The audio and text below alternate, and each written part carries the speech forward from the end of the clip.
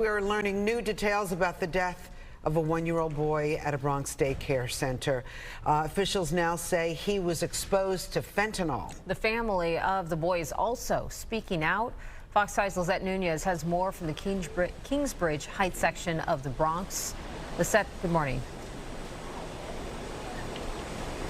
Good morning to the both of you. And a third person is still wanted for questioning. Detectives also giving additional details. They believe the children were exposed to fentanyl when they were down for a nap.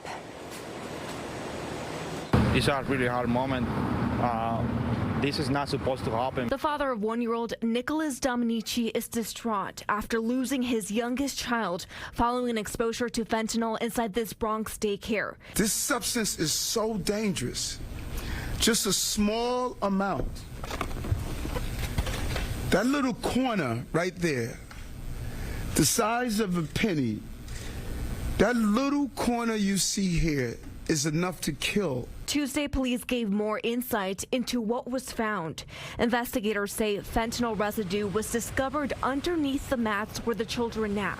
As far as what we recovered, it was 1 kilogram of fentanyl was recovered in the vicinity of those mats, and the kilo presses were recovered inside of a closet that was out of plain view. 2 people were arrested and charged with murder, including 36-year-old Gray Mendez, who operates the daycare center, as well as Carlisto Acevedo Brito, her husband's cousin, who had been renting out a room inside the daycare.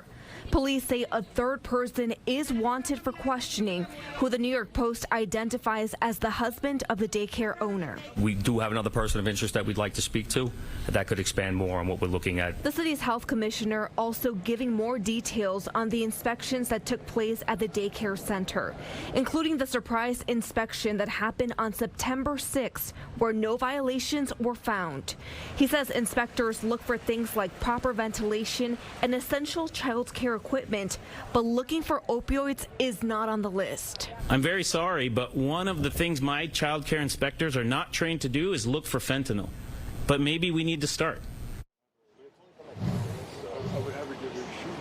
And one of the questions that was asked to police yesterday was whether or not this daycare center was essentially used as a cover-up for a drug operation. That's something investigators will be looking into. Another thing that police will also be combing through is surveillance video to determine when drugs were brought inside the daycare center.